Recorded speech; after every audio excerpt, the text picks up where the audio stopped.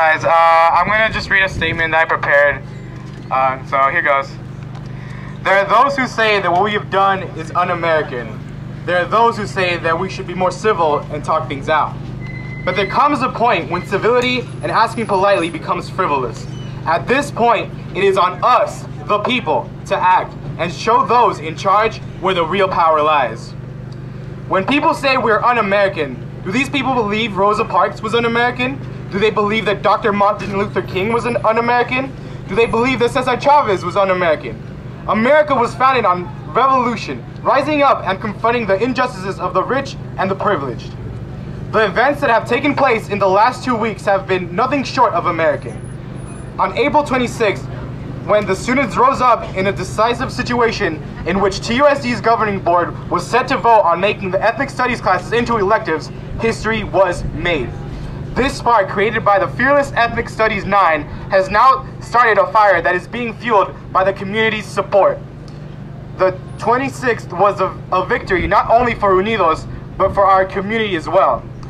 Stopping the vote from happening and holding the board accountable for their attacks on education was a monumental moment for all. The last board meeting was also a monumental moment for UNIDOS in the community. Having numerous people come together to defend the ethnic studies program shows that the spark created by the 9 has spread into a wildfire that will not be extinguished by petty, half-hearted compromises.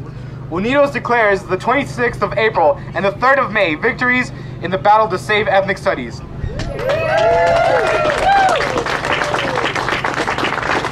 But the battle does not end here. We still have a long road ahead of us. But now that the wheels of history have been set in motion, there is no turning back. We must continue pushing forward at all costs until we get what is rightfully ours.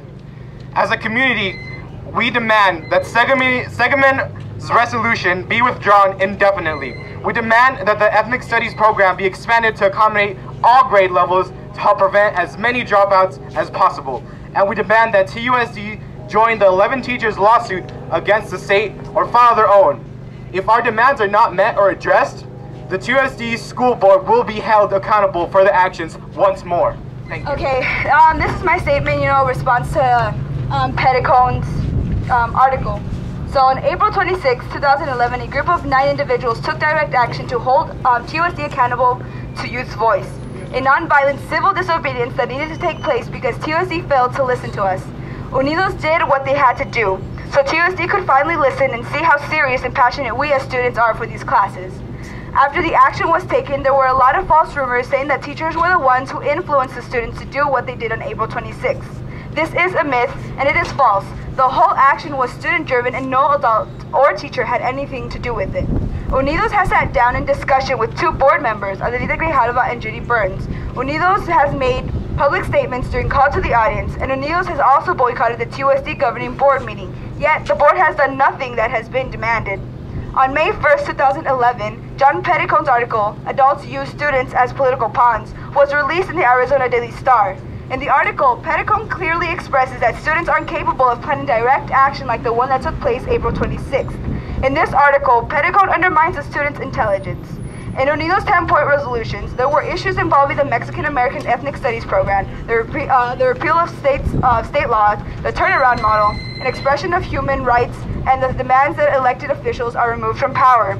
This is what led Petticone to believe that adults had something to do with the action. Petticone doesn't see that laws that are being passed, such as SB 1070 and also HB 2281, affect the community, and we students are part of the community. When injustice becomes law, resistance becomes duty, and that is exactly why the youth are fighting. Our education is being attacked, and the culture is being taken away from us. The students want to expand this to address all attacks on education and the attacks on the Latino community.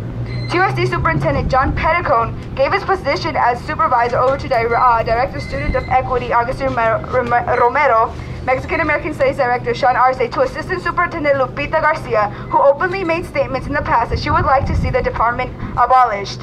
A way of washing his hands clean, and also a tactic to make sure that these classes are done away with. Petticone has done nothing in favor of the students. Petticone doesn't want to credit the youth because he doesn't want to believe that we're smarter than he thinks.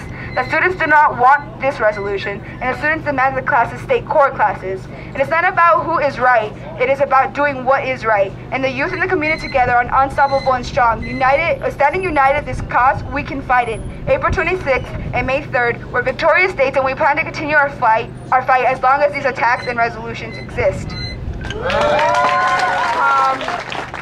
The whole, myth and, statement saying that adults had anything to do with this is completely a lie. UNIDOS planned all of this on their own, youth voices, youth, the hard work of the youth. And no teacher was involved either. We don't even allow teachers at our meetings, especially when we're doing actions like these. So we just want to say that our 10-point resolution also stated that we do not want turnaround models, and we want the firing of the teachers to stop. And I just want to let everyone know that not to pay attention to what the media is trying to turn around to make it look make the teachers look like they're the negative part of this, and that the youth aren't capable of doing anything, because we are here and we're all critical thinkers, and we're capable of fighting for what is right, for what is our education. And it is a battle, the whole community is in it, but we know in action like April 26th, we felt that something needed to happen, that TUSD needed to see that we as students are serious about our education, about this whole resolution, and that we do not want our classes electives. And TUSD was failing us, so that's why our action was, that's why we did what we did.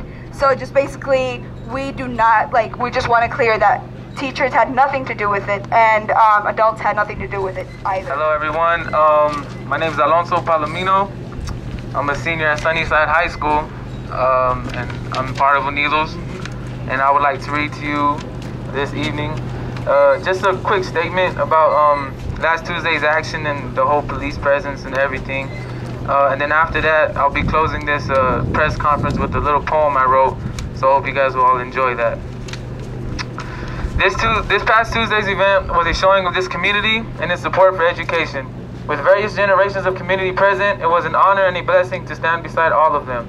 On the other hand, it was also shocking and truly disappointing of how much police presence was here. Peaceful protesting was taking place.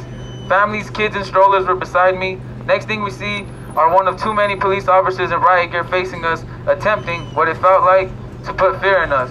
While the police are outside using unnecessary force amongst this community, while they are inside arresting 7 people trying to speak to a board who is pleading for dialogue, while our elders are being arrested and searched at the door before being allowed inside our building, the board continued to drag on its meeting and refusing to cancel the vote altogether. A lot could have been avoided if this board would simply listen to its community. We are not criminals, we are simply standing for what we believe in, education, for our voices are stronger than riot gear. In closing, I would like to say thank you to all the community support and believing in our youth, for we are not run by Facebook applications or the wings of Twitter. We are a youth that is aware of what is going on in the world around us. We are critical and analytical thinkers, and I am proud to be part of UNIDOS. Thank you. This is a poem I wrote, a while ago, so I'll go ahead and read that to you now. Living in a hot city, we're used to heat and inequality. Growing up where nothing is easy. Working till we can't feel the tip of our fingers and feel our eyelids get heavy. Working until we know our families will have food for tomorrow. Working till sun is up, working till sun is down. Until our faces are burnt as a tortilla sitting on the stovetop too long. A bad comparison, but you get the idea. Until we stop sweating. Working until it feels natural to feel this tired. Until our ancestors tell us, to seek greater things, a better world, you must be exposed to pain, struggle, and hard work. I am a son, a witness to this working class. This working class, this working system, this way of life. For my job is to learn, observe, think, educate myself and others. Never forgetting my culture, my history, our history, for we are all human.